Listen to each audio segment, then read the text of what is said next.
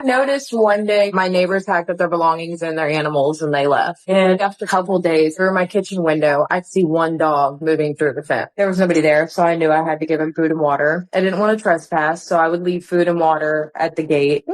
I called the SPCA, the investigator surveyed the property, and he saw the dog. He left a note on the gate and said, if nobody reaches out in the next couple days, then we'll take the next steps. Well, he didn't hear from anybody because, again, it was abandoned. He came back, called the sheriff, and they discussed their next steps. The next steps were to have a judge grant a warrant for them to go on the property because of legalities. In the meantime, I had still been giving Chance food and water nonstop. Mommy, Daddy, Mommy. I called the investigator and he told me the judge wasn't answering him, the sheriff wasn't answering him.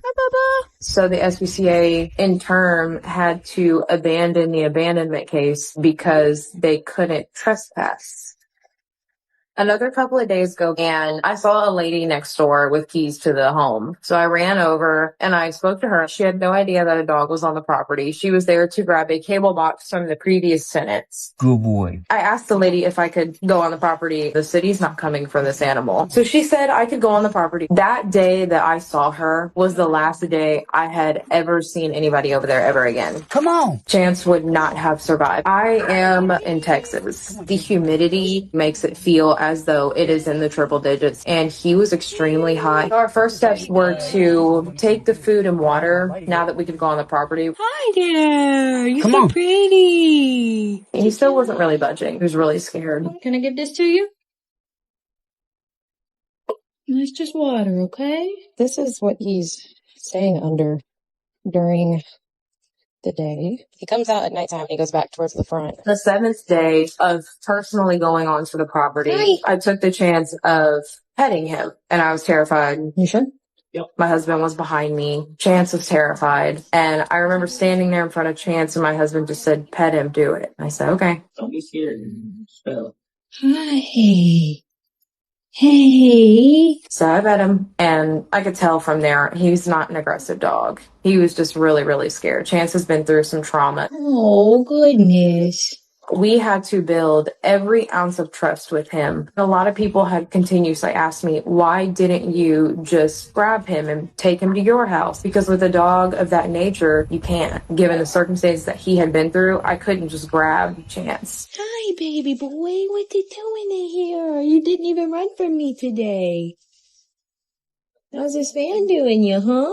I pushed boundaries after day 7 and I kept petting him and I would get more comfortable, scratch his belly, scratch his ears. Hey. And as the days went on, I think it was about, day 11, day 12, he started giving me tail wags. At this point, I could see he had gotten comfortable. I love you so much.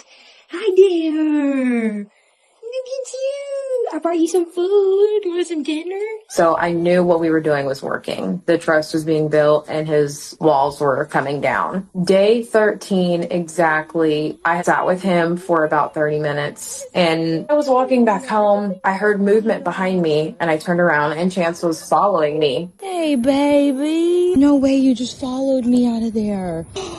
Oh, my goodness. Let's go. Come on, Bubba's. Come on. I live over here. Come on. Come here. You're over by my house. Come here. Close the door.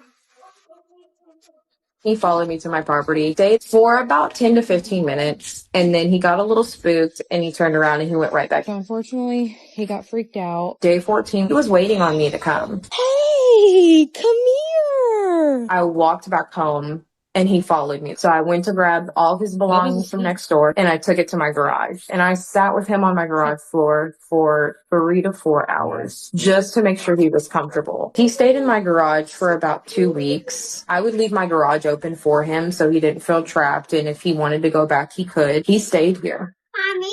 One morning, I heard howling in the garage. I opened the door and there's a whole nother large dog in my garage.